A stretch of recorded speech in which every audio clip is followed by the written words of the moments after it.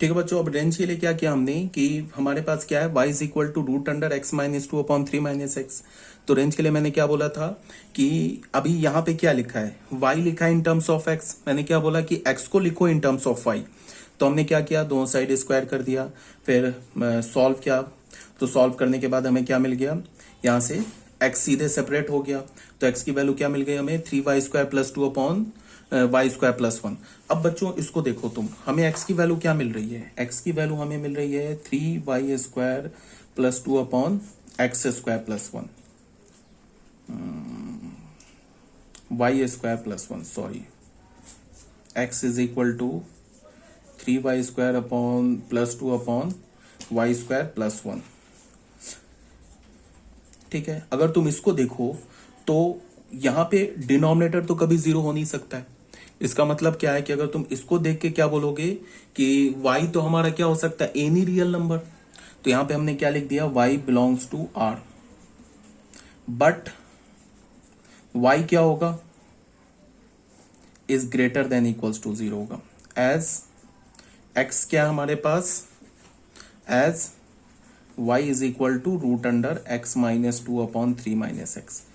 y किसके equal है, ये सब इतना कुछ करने की भी जरूरत नहीं था। इनफैक्ट तुम यहीं से देख के इसका रेंज बता सकते थे, बट फिर भी एक बार कर लेते। प्रोसीजर से हमने क्या किया, y किसके इक्वल है, root under x minus two upon three minus x के इक्वल है ना।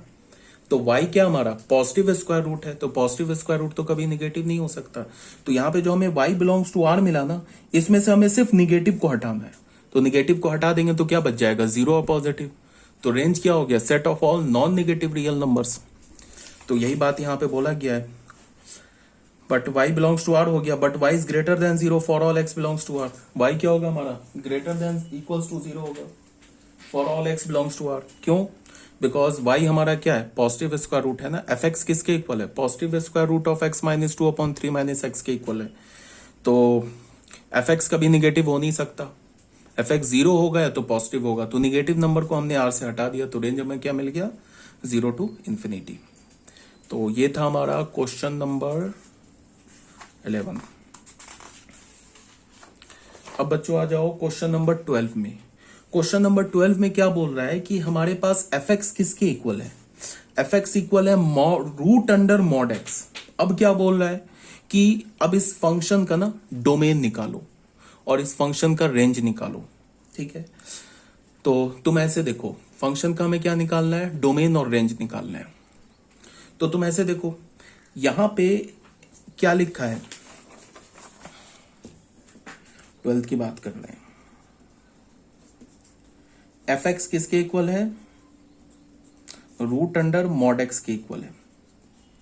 तो मैंने क्या बोला है कि कभी भी स्क्वायर रूट के अंदर कुछ भी लिखा हो वो क्या होना चाहिए, greater than equals to zero. तो हम कैसे लिखेंगे, for fx to be defined, fx किसके इक्वल है, y के इक्वल है, टू बी डिफाइंड। इसको डिफाइंड होने के लिए क्या होगा, to be defined square root के अंदर क्या है, mod x is greater than equals to zero. अब ये तो हमारा ऑलवेज ट्रू है, ये तो ऑलवेज ट्रू है, ऑलवेज ट्रू है। मॉड x जो होता है वो greater than equals to zero ही तो होता है। तो यहां से हमें क्या पता चला कि x बिलोंग्स टू r। ठीक है, x जो है वो कोई भी रियल नंबर ले सकता है। तो डोमेन फंक्शन का क्या हो गया, ऑल रियल नंबर। क्यों हो गया domain all real number, because domain क्या x है, x ही के सारे वैल्यूज को तो हम डोमेन बोलते हैं, और x क्या है, x के सारे वैल्यूज एक्सेप्टेबल है। तो मीन्स क्या हो गया, domain is the set of all real numbers.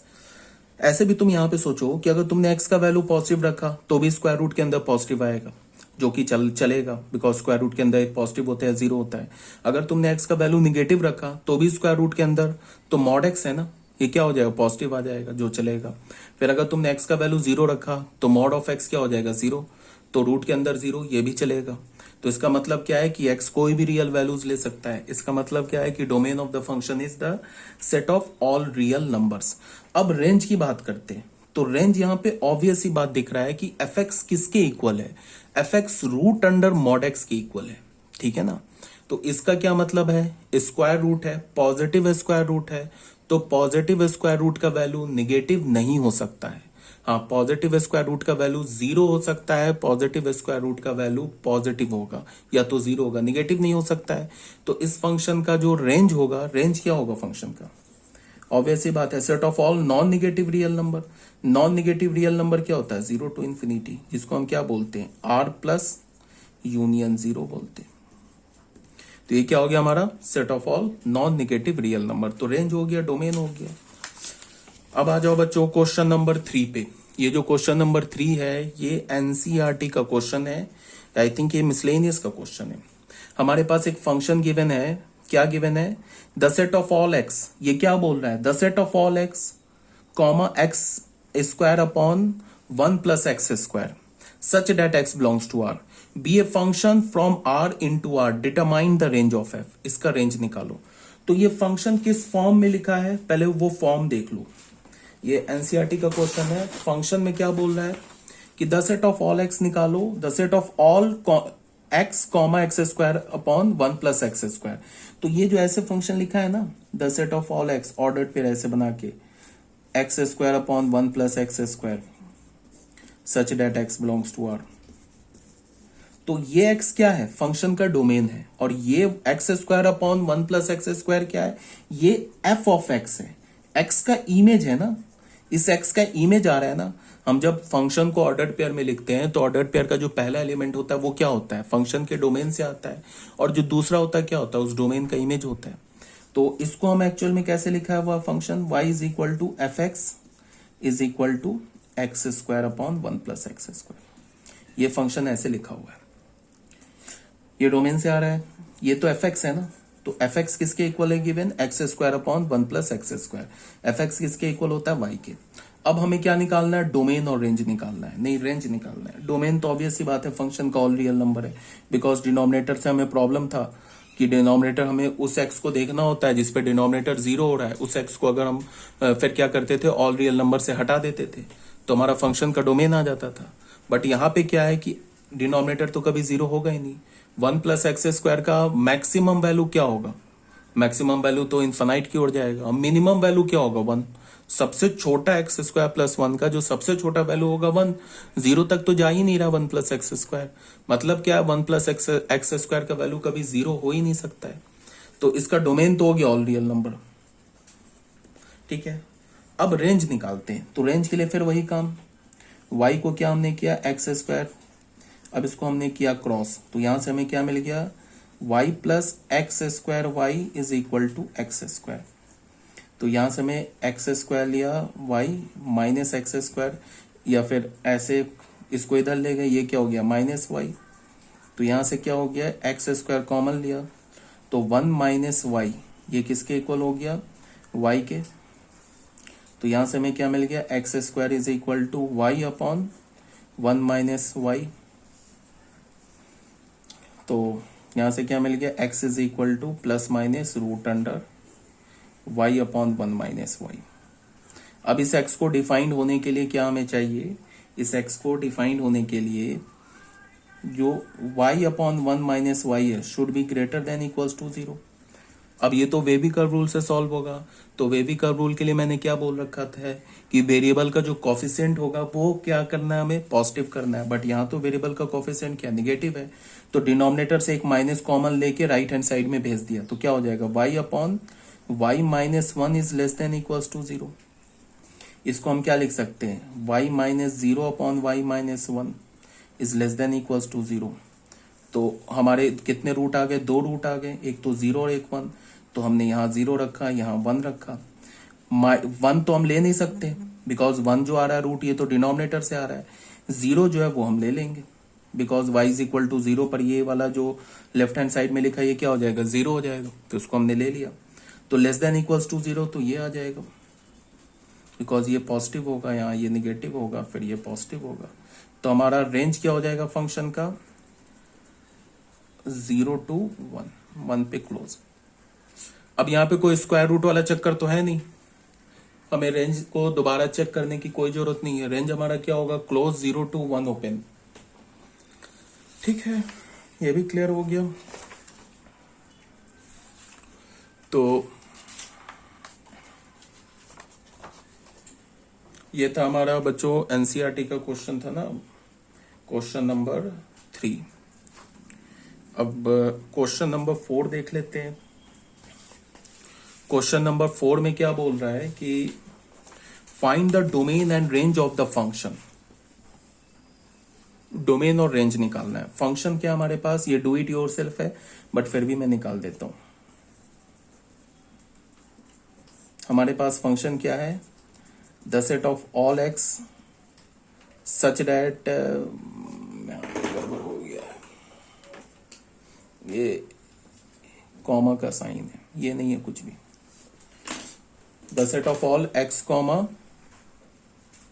1/1 minus x square such that x belongs to R and x is not equals to plus minus 1। तो बच्चों डोमेन तो यहीं पे गिवन है। डोमेन फंक्शन का क्या गिवन है, x रियल नंबर होगा बट x प्लस माइनस 1 नहीं होगा। तो रियल नंबर से एक तो -1 हटा दो, एक +1 हटा दो, तो फंक्शन का डोमेन आ गया। बिकॉज x का वैल्यू -1 और 1 पे क्या होगा, डिनोमिनेटर 0 होगा, तो फिर फंक्शन डिफाइंड नहीं होगा। तो ये बात हो गई। अब हमारे पास फंक्शन क्या है, फंक्शन को हम कैसे लिख सकते हैं, f x is equal to 1/1 minus x square लिख सकते हैं।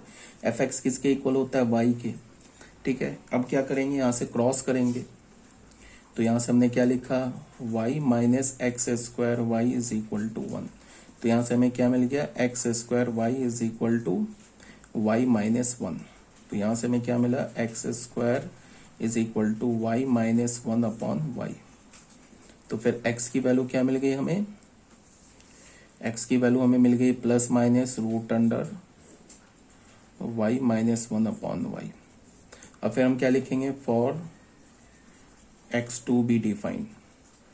x को डिफाइंड होने के लिए क्या होना होगा, जो स्क्वायर रूट के अंदर है y minus 1/y should be greater than equals to 0।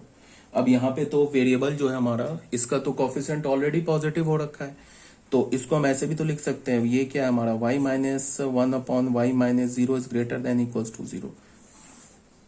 तो हमने फिर नंबर लाइन बनाया, ये 0 रखा, 1 रखा। 0 तो आएगा नहीं बिकॉज डिनोमिनेटर का रूट आ रहा है 0, ये आएगा नहीं। 1 इक्वल्स टू 0, तो 1 तो चलेगा, 1 क्या होगा, ये चलेगा हमारे पास। अब बोल रहा है यहाँ पॉजिटिव होगा, निगेटिव होगा, पॉजिटिव होगा। ठीक है, तो y क्या से कहा, तो greater than equals to 0 belongs to minus infinity से 0, 0 पर ओपन यूनियन 1 टू इंफिनिटी। यही हमारा आंसर होगा। ठीक है बच्चों, ये पीडीएफ तो हमारा कंप्लीट हो गया, बट एक दो क्वेश्चन और हम लोग देख लेते हैं। ठीक है, तो उसके लिए एक क्वेश्चन में और डोमेन और रेंज से गिवन एक क्वेश्चन और कर लेते हैं।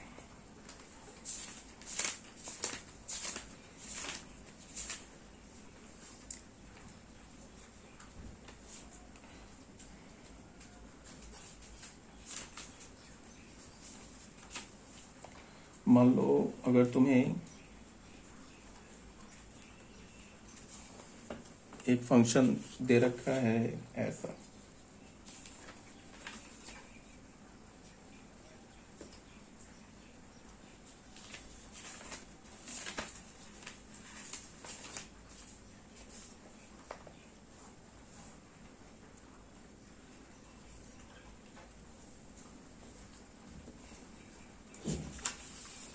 यहाँ पे मैं क्वेश्चन ऐड कर देता हूँ, एक क्वेश्चन और कर लेते हैं बस। क्वेश्चन नंबर 5 तुम भी अपने पीडीएफ में ऐड कर लेना।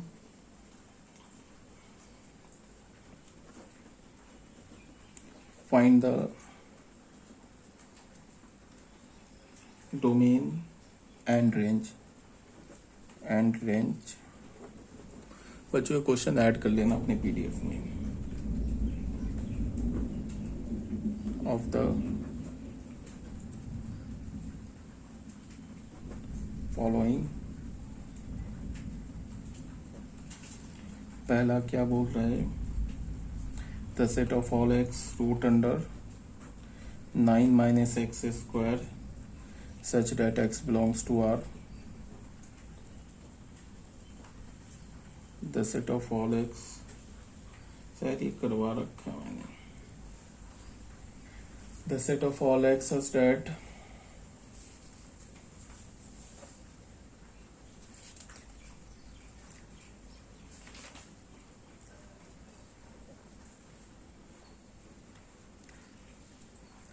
रूट अंडर, तुम इसको ऐसे देख लो, x square plus x plus 1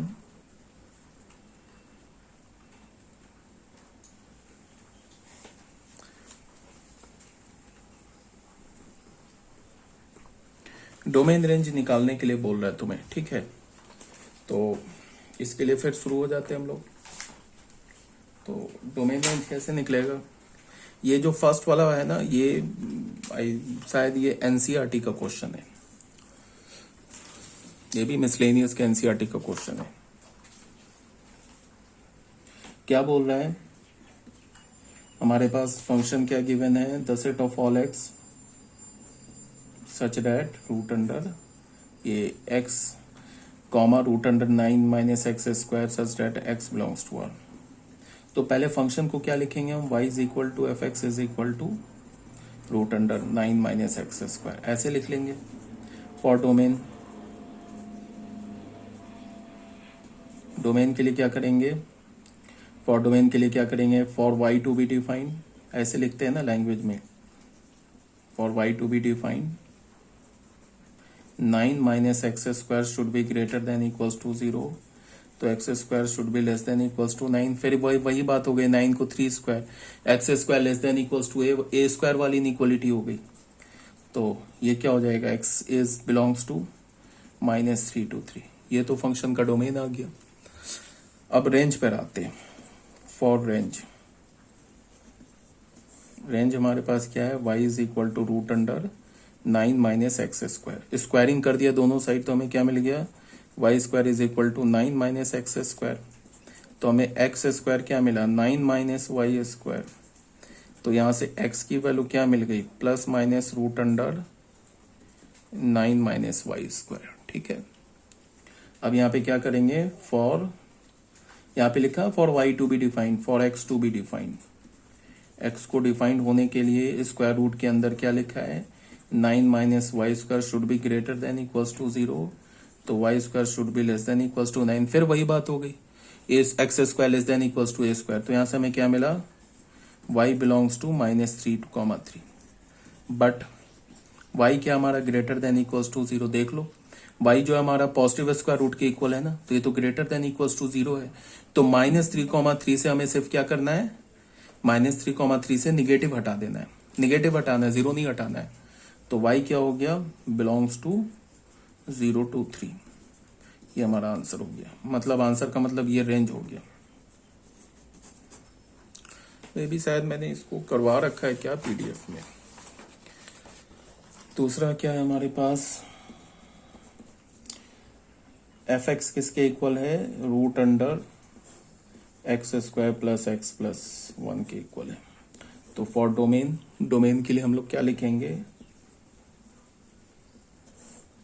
फिर वही for y to be defined क्या होगा, x square plus x plus 1 is greater than equals to 0, ठीक है।